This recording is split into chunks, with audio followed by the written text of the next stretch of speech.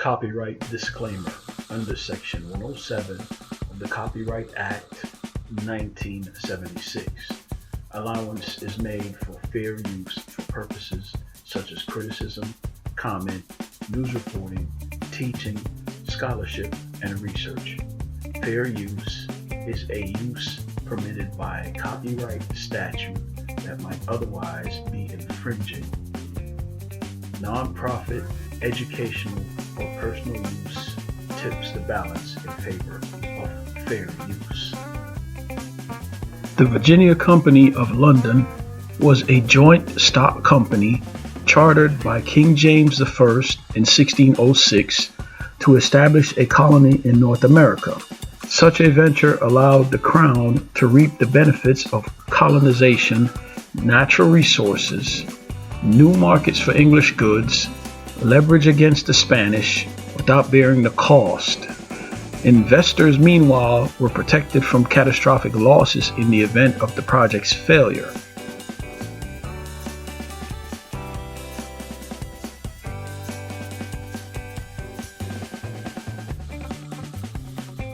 April 10, 1606. King James I grants the Virginia Company a royal charter dividing the North American coast between two companies, the Virginia Company of London and the Virginia Company of Plymouth, overseen by the Council of Virginia, whose 13 members are appointed by the King himself. May 23, 1609. The Crown approves a second royal charter for the Virginia Company of London. It replaces the Royal Council with private corporate control, extends the colony's boundaries to the Pacific Ocean, and installs a governor, Sir Thomas West, 12th Baron de la Warr, to run operations in Virginia. 1612. King James I grants the Virginia Company of London a third charter, which extends the colony's boundaries to Bermuda, grants more power to common investors, and institutes a public lottery to attract investment.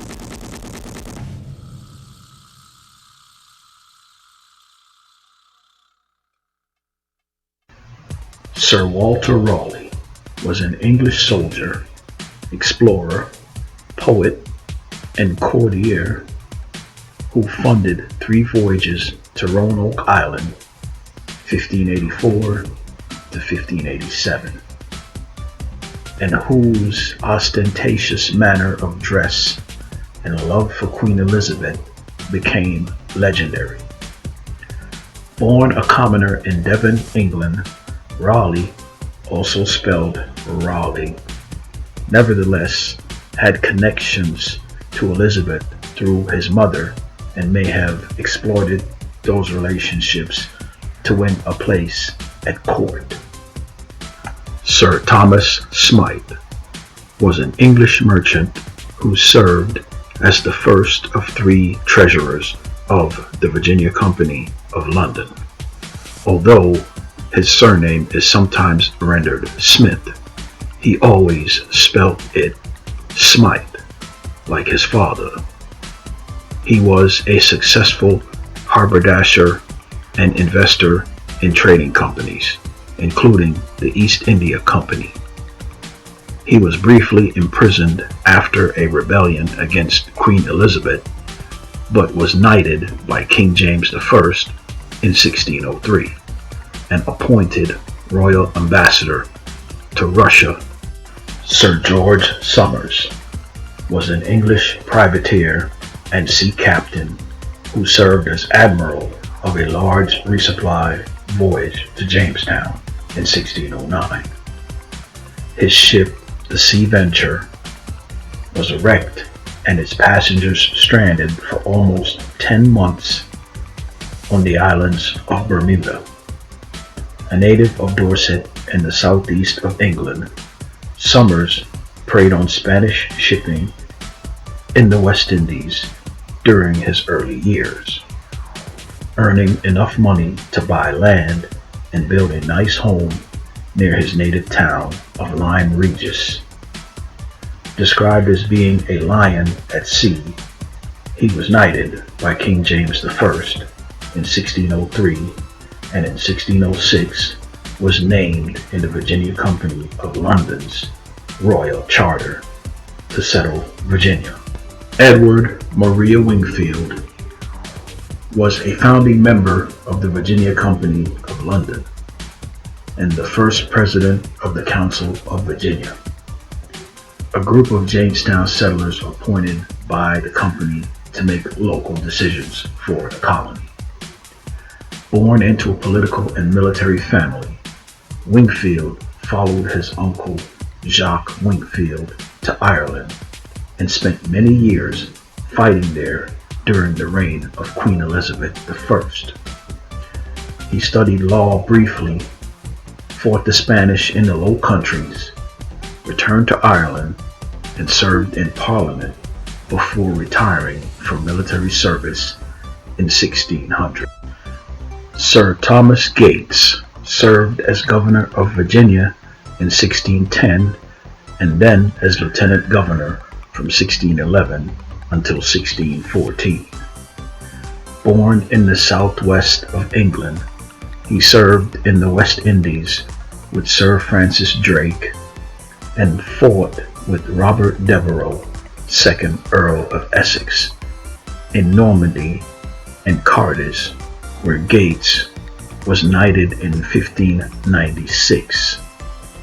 Gates was an original investor in the Virginia Company of London and led an infantry company in the Netherlands until taking command of a massive resupply fleet to Virginia in 1609.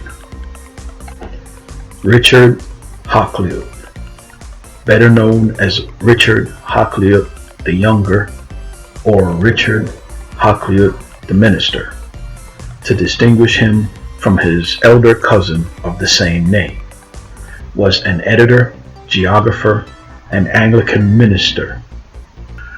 Bartholomew Gosnold was one of the leading figures of the English settlement at Jamestown, helping to organize the Virginia Company of London and landing in Virginia with the first group of adventurers in 1607.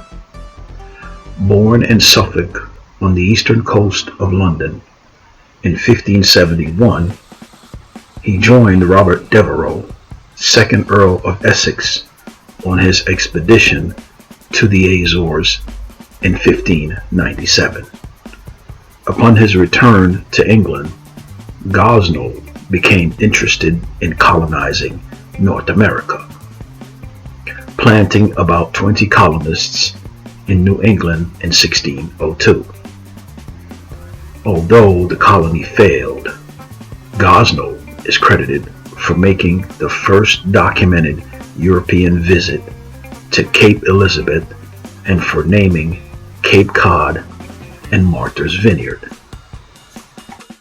Captain John Smith was a soldier and writer who is best known for his role in establishing the Virginia colony at Jamestown, England's first permanent colony in North America.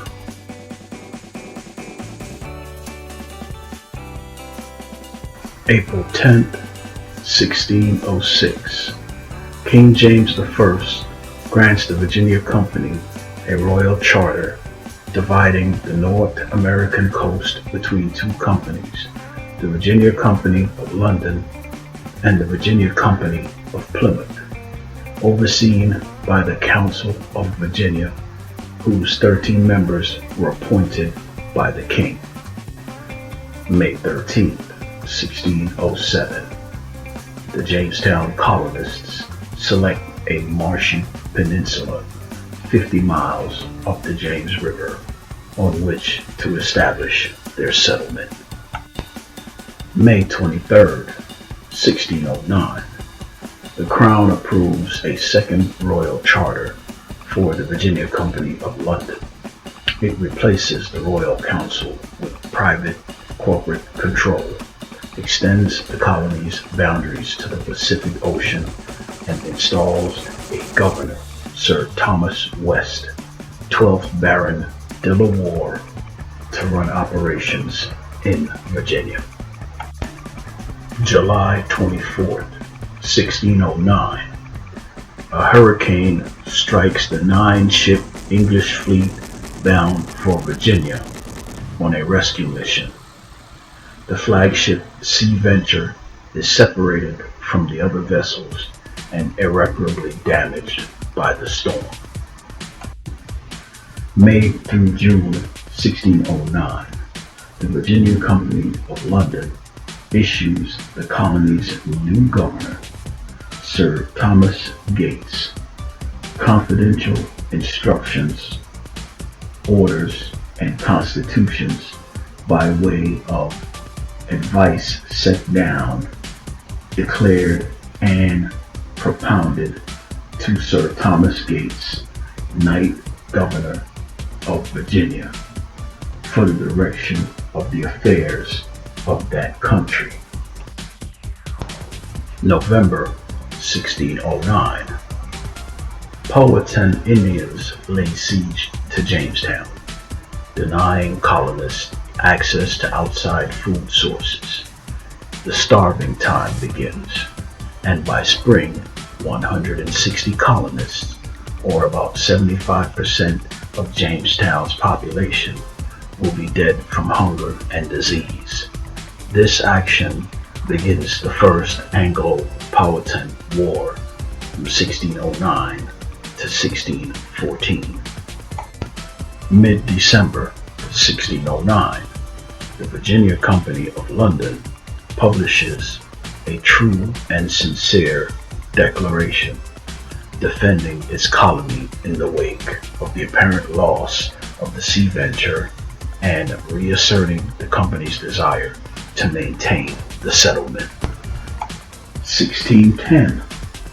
Lord Robert Rich, an investor in the Virginia Company of London, publishes News from Virginia, the Lost Flock Triumphant, which mythologizes the Sea Venture wreck and uses its story to encourage investment in the company.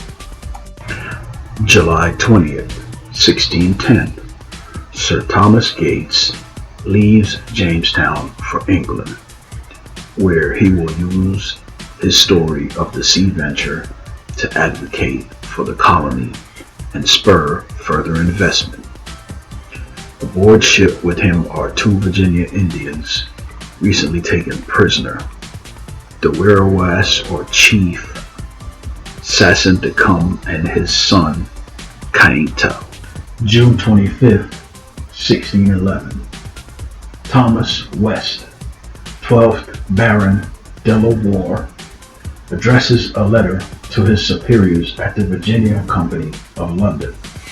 He had left Virginia with plans to recuperate from illness in Bermuda, but a storm forced him west, eventually all the way to England. March through June 1612. The Virginia Company of London oversees its first great standing lottery, selling tickets at 2 shillings 6 for the opportunity to win £5,000 worth of prizes. Proceeds will benefit the company. March 12, 1612.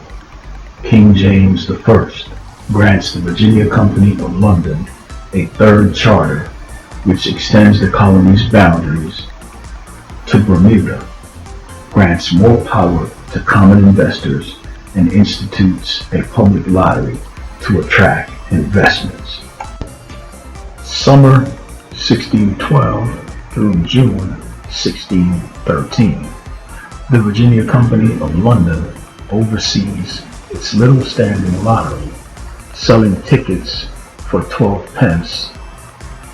All proceeds benefit the company.